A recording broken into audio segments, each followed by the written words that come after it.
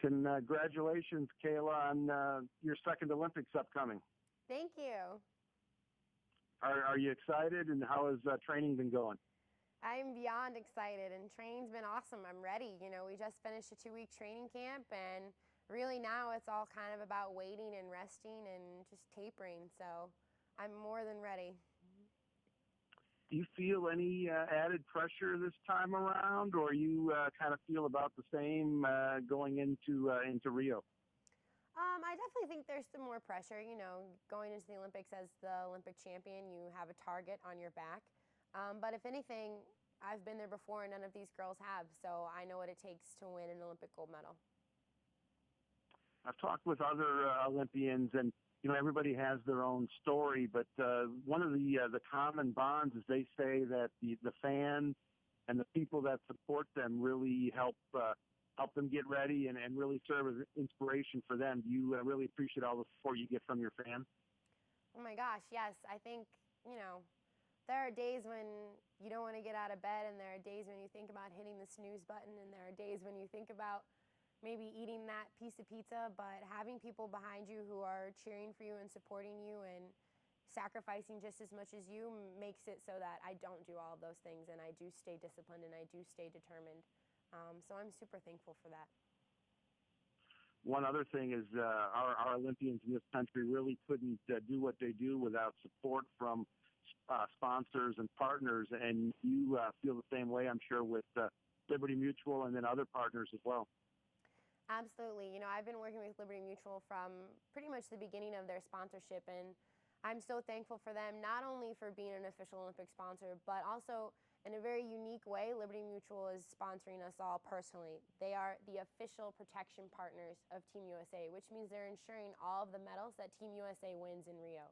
So if I lose my medal or something happens, I'm not worried because I know Liberty stands with me. Speaking of ensuring medals and having a prized possession like that, where do you keep your medal, and how good would another gold one look next to the first one? Well, right now I keep it around my neck.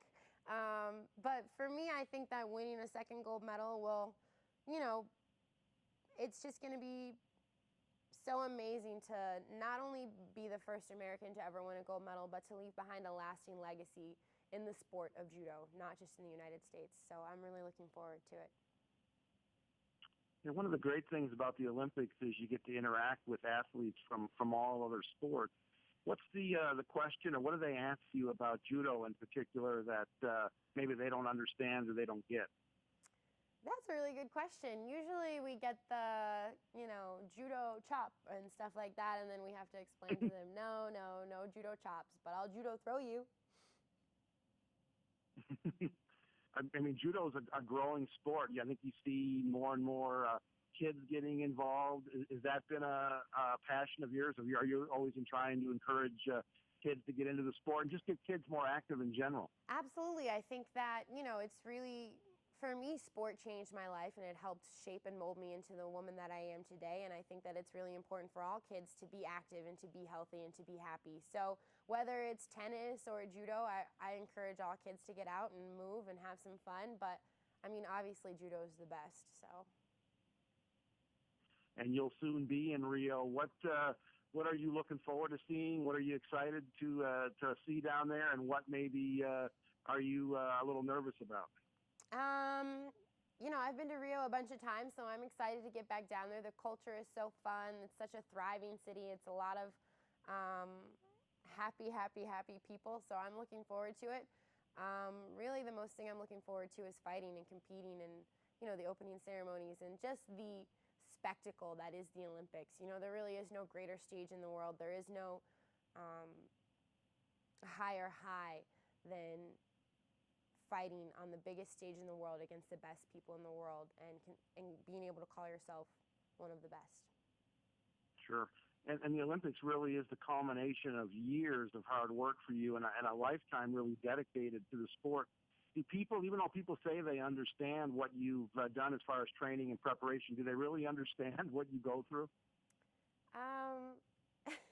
Just like I could probably never understand what's really going on in your head. I don't think that people, I think it would be really difficult for people to imagine what my life is like. it's a lot of ups and downs. It's a lot of highs and lows, and it's not all happy gold medal moments. There are moments when you feel like quitting, and there are moments when you get really tired, and it's very much a grind, this life, the life of an Olympic athlete. But again, I can tell you that it's absolutely worth it, because when you stand on top of that podium and you are the best in the world at what you do, there's no greater high.